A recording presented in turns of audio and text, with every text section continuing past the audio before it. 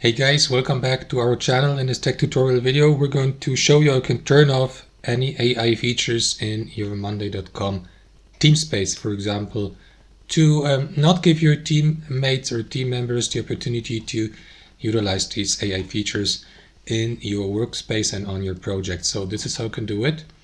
Log into your Monday.com account, click into your profile icon in the top right, and navigate to administration here.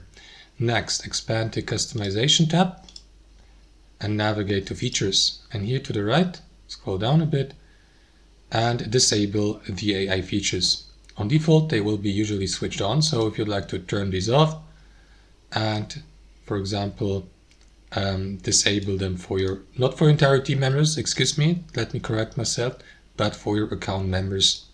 And that's basically it. So if you'd like to disable these also for your team members, guys, you will need to ask them to head over to their account settings like I showed you and to disable these AI features here. That's how it works. Excuse my mistake. That's it. Thanks for watching. I hope you enjoyed it, got some value from it, and we'll see you next time on our channel.